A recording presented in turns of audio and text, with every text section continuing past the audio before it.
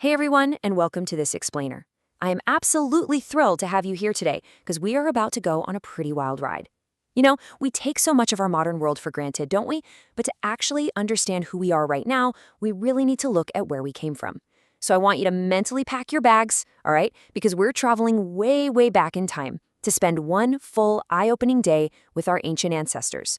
We're going to strip away the Hollywood myths and just look at the actual fascinating reality of prehistoric life. All right, let's dive right into this. Okay, I want you to place yourself directly in the past for a second. Imagine waking up tomorrow morning, but there's no alarm clock buzzing on your nightstand. You reach over and there's no phone to check, no emails screaming for your attention, no crazy rush hour traffic to beat, no school and no office commute. None of it. When you open your eyes, you're met with just the sounds of early birds, the very first light of the rising sun, and one massive, defining question staring you right in the face. How will I survive today? Now, what's really interesting about this slide is the stark contrast between archaotic modern mornings and the prehistoric dawn. Today, we're basically jolted from sleep by blaring alarms, right? We're instantly bombarded by digital information and thrust right into the stress of traffic and tight schedules. But for our ancestors, the morning was intimately tied to nature. The very first things they experienced were the gradual warmth of a protective fire that had burned all night and the gentle progression of natural light. It was a much simpler beginning, sure, but one with incredibly high stakes. To really anchor this in our minds, let's look at this number here, 50,000. We are literally stepping 50,000 years back in time. And, it's so easy to think of ancient humans as spending every waking second either hunting terrifying giant beasts or just frantically running for their lives in a state of absolute panic. But when we actually look at the data and the research, that is so far from the truth. In reality, our ancestors living 50 millennia ago had structured routines, they had deep friendships, daily chores, and family responsibilities just like us. Let's start at the very beginning of our daily timeline with Section 1, Morning, Waking with the Sun. Picture this. You aren't waking up on a soft memory foam mattress, but rather near a crackling fire inside a cave, or maybe beneath a simple shelter made of branches, leaves, and animal hides. Let's slow down for a second and look at how our ancestors actually woke up, because this is a defining feature of prehistoric life. Nobody's rushing. There are no strict schedules to keep. Instead, our ancient ancestors relied entirely on natural daylight to tell their brains it was time to wake up, a biological process we call circadian rhythms. Long before anyone invented a mechanical clock, humanity lived perfectly in sync with the sun. As that morning light slowly crept into their shelters, it triggered physical and mental changes, basically signaling to the body, hey, it's time to get moving.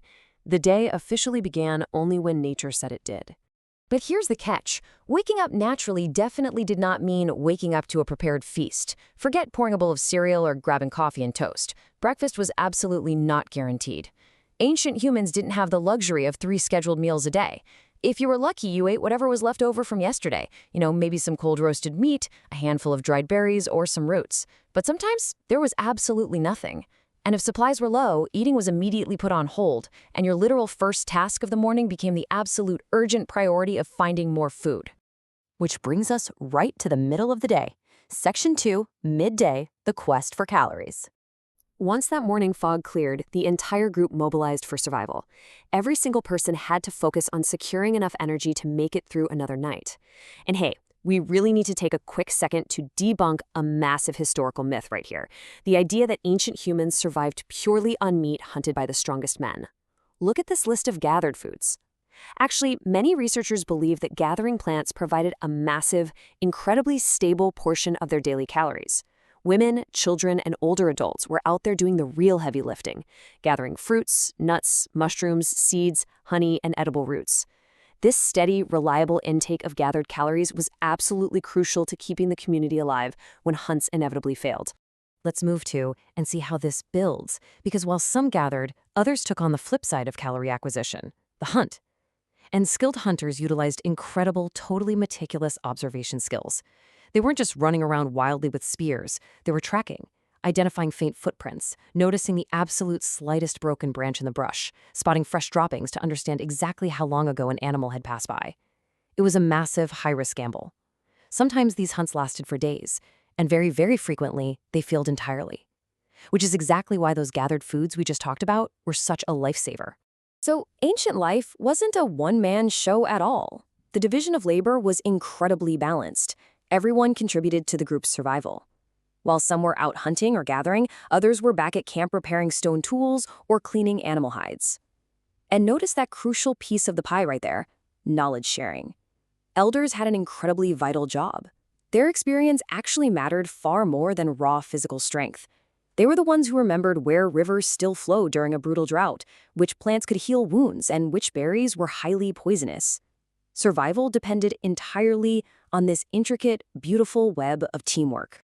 Now we transition into the afternoon. Section 3. Afternoon, the value of rest. All right, prepare yourself for a massive myth-busting revelation about prehistoric downtime. If you've watched any Hollywood movies about cavemen, you probably think they were constantly fighting for their lives, dodging massive predators every single second of the day. But the reality? Essential recovery. Anthropologists who study modern hunter-gatherer societies estimate that the intense work of finding food often only required a few hours a day. The rest of the afternoon? Ancient humans spent that time resting, playing, making and repairing tools, singing, dancing, or, simply watching the fire. Life was a balance. I really want to emphasize this core takeaway right here. Rest wasn't laziness, it was survival. Our ancestors evolved to perfectly balance effort with recovery simply because energy was a precious finite resource. Think about it. If you wasted calories running around needlessly, you might not have enough energy left to survive a failed hunt the next day, and that could literally mean starving. So taking a nap in the afternoon, that wasn't slacking off. It was a biological imperative. As the afternoon shadows grew long, we shift to dusk. Section 4. Evening. Gathered around the fire. This was such a critical time of day. The entire group, which had been scattered working on all those different tasks, finally reunited at the camp.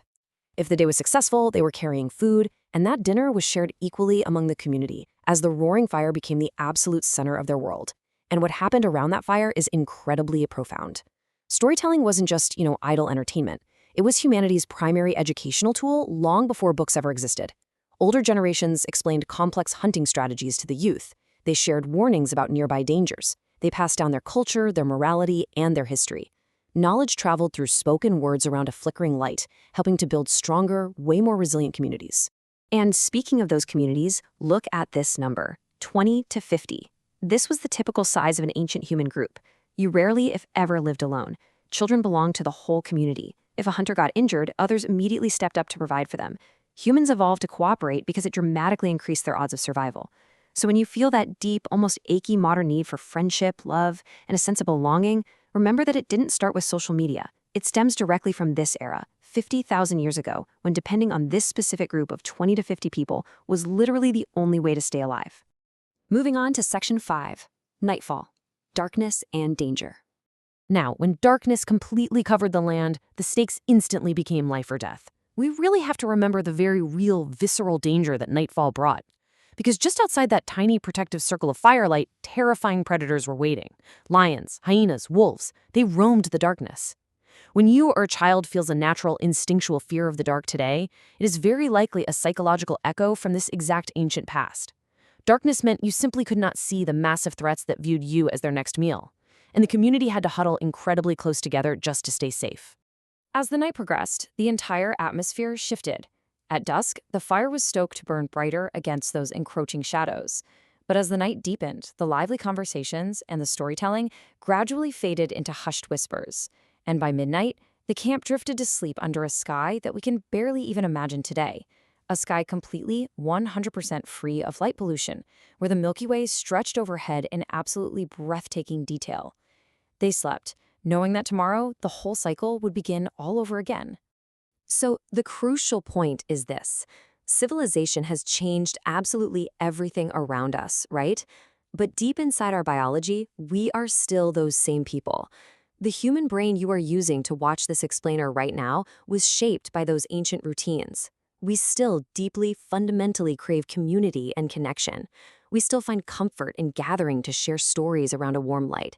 And our bodies still wake up and function at their absolute best when we follow the natural sunlight rather than the artificial glare of our screens. We basically carry the habits of people who woke up with nothing more than the rising sun and the hope of surviving just one more day.